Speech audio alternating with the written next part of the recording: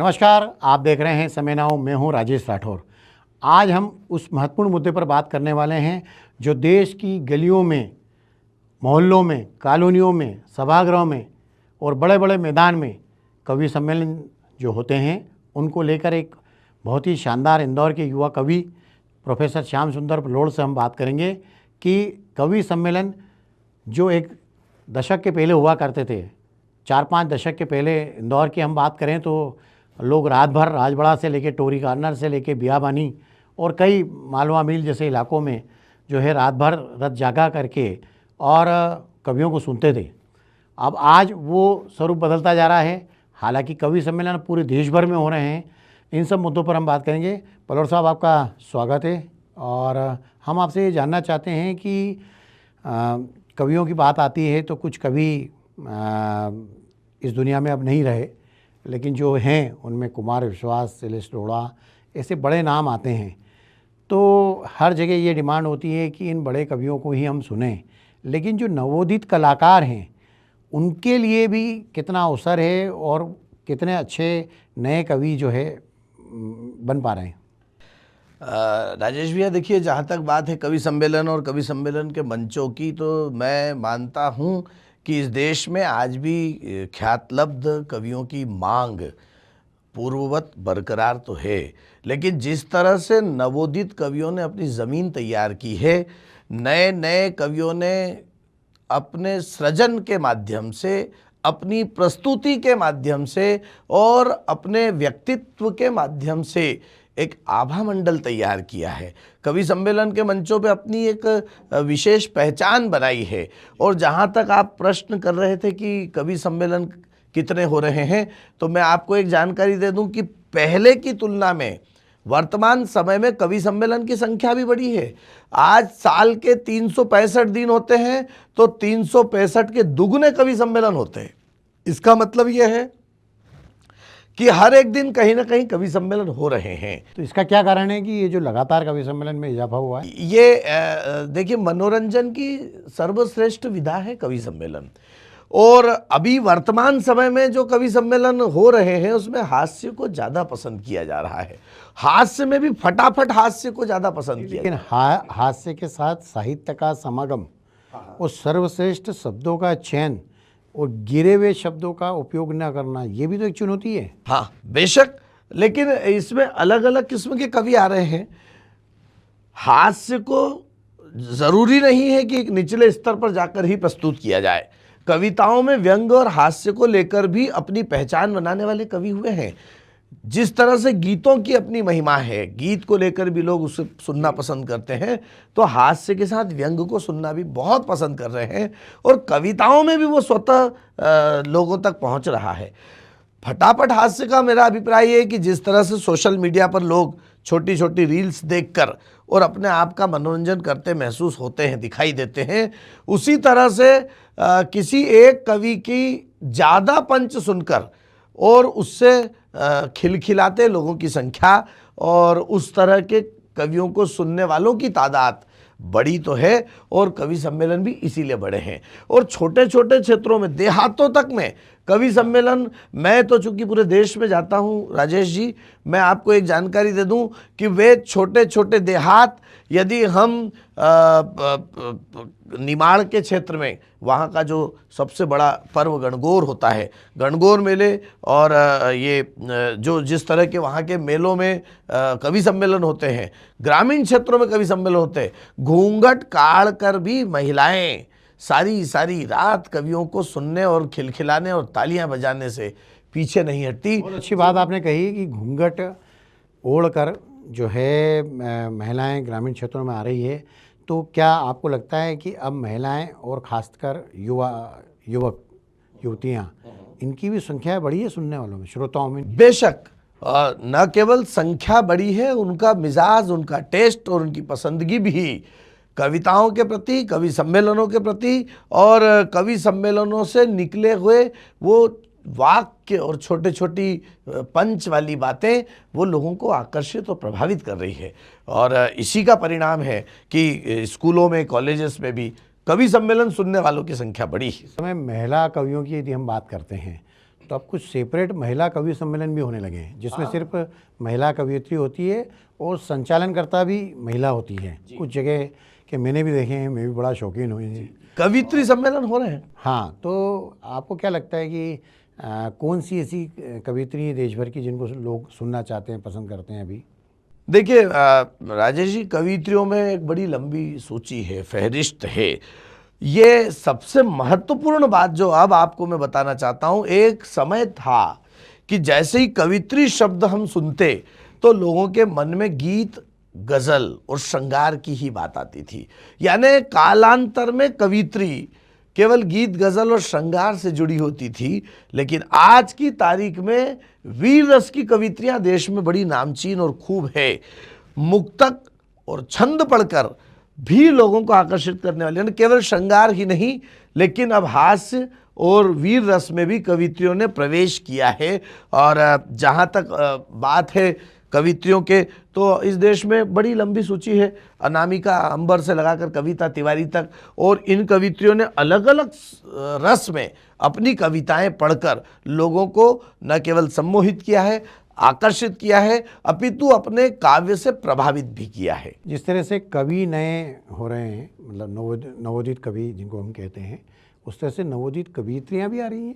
हाँ, क्यों नहीं। ये देखिए, सृजन धर्म का पालन करने वाले नए बच्चे, वे चाहे कवि हों या कवित्री हों, जब उनका रुझान, उनकी रुचि कविताओं के क्षेत्र में बढ़ती है तो शनै शनै वो नए प्रयोग करके, और चूंकि नई ऊर्जाएं जो हैं वो ज़्यादा अच्छा अध्ययन करके और ज़्यादा बढ़िया तरीके से सृजन करने की आदि। मैं आपको यहाँ टोकता हूँ कि एक महत्वपूर्ण बात है जो मैंने देखी है कि नए नवोदित जो कवि और कवियत्री है, इनके पास शब्द रचनाओं की कमी है। हाँ, क्योंकि पढ़ाई पहले के जो कवि पढ़ते थे, जो साहित्य का सृजन करते थे, नए शब्दों को गढ़ने का काम करते थे, वो अब कम हो रहा है। उसका मूल कारण मैं आपको बताता हूँ कि साहित्य की जो यात्रा शुरू हुई थी हमारे दौर में, आपके दौर में, जी जी, वहाँ से लगाकर हमारे दौर तक हम लेखन और पठन बाकायदा पुस्तकों का किया करते थे। और अब जो समय बदला है, जिसमें सोशल मीडिया ने लोगों को वो पठनीयता भी खत्म हो गई है। अब केवल श्रवण और दृश्य श्रव्य माध्यम से लोग अपने आप के सृजन की तरफ बढ़ रहे हैं।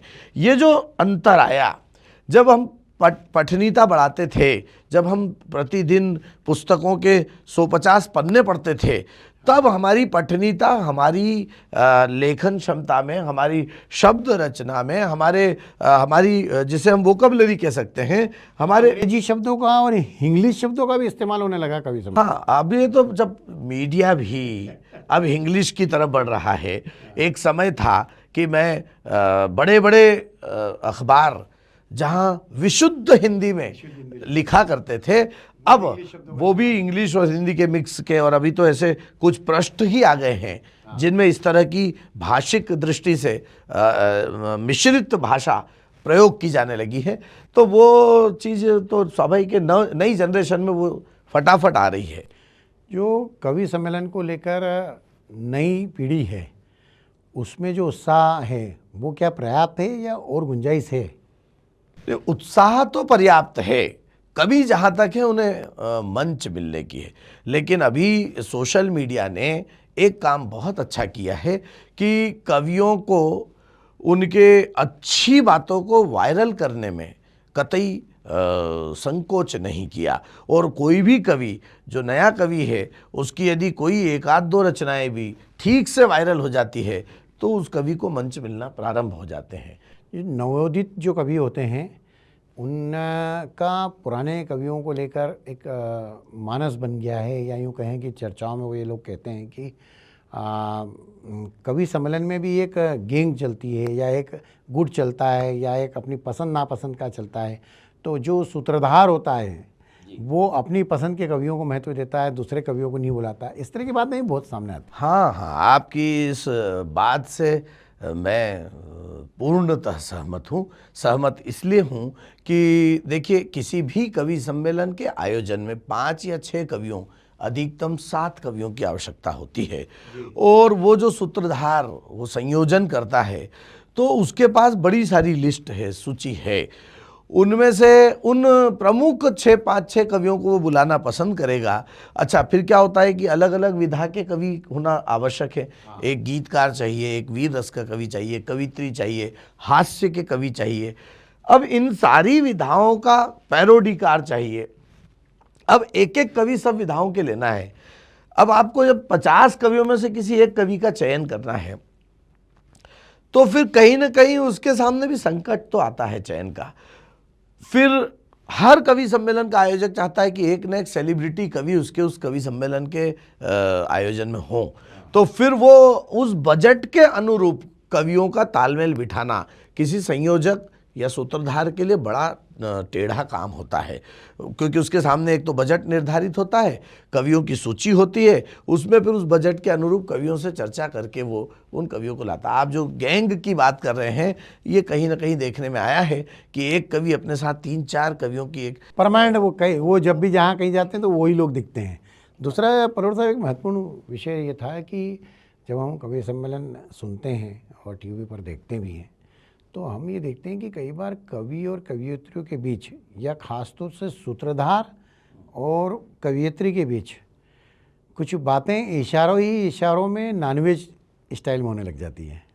देखिए, परिष्कृत और मनोरंजन युक्त नोकझोंक तो सराहनीय है और जनता के मनोरंजन के लिए होती है तो कोई बुरी बात नहीं है। लेकिन यदि उसमें आप जो बोल रहे हैं कि द्विअर्थी संवाद अथवा इस तरह की बातें जिन्हें हम कहीं ना कहीं साहित्य के मंच पर निषिद्ध मानते हैं, यदि वो होती है तो मैं उस तरह की बातों की निंदा करता हूँ, भर्त्सना करता हूँ। क्योंकि ऐसे विचार जब हम समाज तक पहुँचाएंगे तो कहीं ना कहीं कवि सम्मेलन की पूरी इंडस्ट्री बदनाम होगी। और एक बात जो आपने पिछली बार अभी पूछी थी कि नवोदित कवि और पुराने कवियों में मूल अंतर, मैं जो खुले रूप से आपके इस चैनल के माध्यम से बताना चाहता हूं वो ये है कि जितने वरिष्ठ कवि हैं जो 40 साल पहले जिस कविता को पढ़ते थे, आज भी उन्हीं कविताओं के माध्यम से वो जाने पहचाने जाते हैं और बुलाए जाते हैं। जबकि नए कवि प्रतिवर्ष नया सृजन करके और नई कविताओं को सामने ला रहे हैं। बस ये मूल अंतर है जिसको लेकर कहीं ना कहीं कवि सम्मेलन में और कवि सम्मेलन के मंचों में एक नया परिवर्तन आने की तरफ बढ़ रहा है। और सब जो सूत्रधार होते हैं, संचालन करते हैं, वो बहुत अच्छी भूमिका मानते हैं। आप देश में कई कवि सम्मेलनों का संचालन कर चुके हैं, इंदौर का नाम आपने रोशन किया है। हम चाहते हैं कि हमारे दर्शकों के लिए भी आपको एक कविता जो शानदार आपको आपकी पसंद की हो या जो हम सुनकर हमको अच्छा लगे। देखिए, चूँकि आपने भी युवा कवियों की ही बात की है तो मैं चाहता हूँ कि युवाओं को लेकर मेरी एक बड़ी लोकप्रिय कविता, छोटी सी कविता है जो देश भर में, हालांकि मैं हास्य का कवि हूँ, कविताएं तो हमारे पास बेशक बहुत सारी होती है, बहुत सारे प्रयोग भी होते हैं और उनमें जब आप एक का चयन करना है तो मुझे जो बहुत ज़्यादा पसंद है, मैं एक युवा कविता को आपके चैनल के माध्यम से दर्शकों तक पहुंचाना चाहता हूं। मेरा ऐसा मानना है आदरणीय राजेश जी कि एक तो ये कि युवा का संबंध कभी उम्र से नहीं होता है, युवा का संबंध सोच से होता है। नहीं तो एक वो उम्र से युवा जो आलू से सोना बना देता है, आटे को लीटर में तोल देता है, जब आपका सवाल पैदा कर देता है। लेकिन जब सोच से युवा होता है तो यूक्रेन की सड़कों पर भारत का तिरंगा लहरा देने पर रूस के सैनिक सैल्यूट करके आगे बढ़ जाते हैं। तब इस देश का पंत प्रधान सोच से युवा बनकर कहीं ना कहीं अपने यौवन का प्रदर्शन करता है। युवा शब्द के अक्षरों को उल्टा कर दो तो वायु हो जाता है। जैसे वायु वातावरण में भ्रमणशील होती है, पूरब की परिपक्वता से लगाकर पश्चिम की पुनर्रचना तक और उत्तर की उत्तरापेक्षा से लगाकर दक्षिण की प्रदक्षिणा तक सिर्फ युवाओं का साम्राज्य है। युवा केवल स्वप्न दृष्टा ही नहीं बल्कि युग निर्माता भी साबित हो रहा है। युवा क्रीड़ांगन का सिरमौर ही नहीं बल्कि समरांगन का रणबांकुरा भी है। युवा कल्पना और सुनीता के रूप में अंतरिक्ष विजेता ही नहीं, बल्कि AR रहमान के रूप में वंदे मातरम का नया सांगीतिक उद्घोष भी है। युवा युवराज के बल्ले का विस्फोट ही नहीं,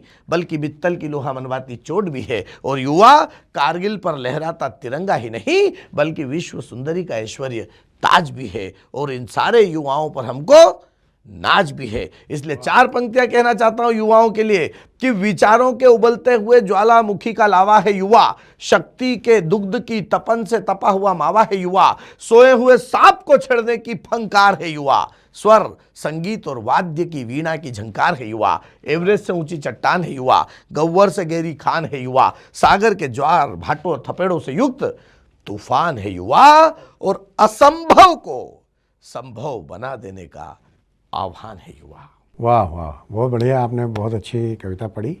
आपका धन्यवाद एक बार फिर से, और लगातार अपडेट रहने के लिए आप देखते रहिए समय नाउ। प्योर श्योर दूध और घी, माँ के प्यार सा, मिलावट से दूर, भरोसे से भरपूर, प्योर भी श्योर भी।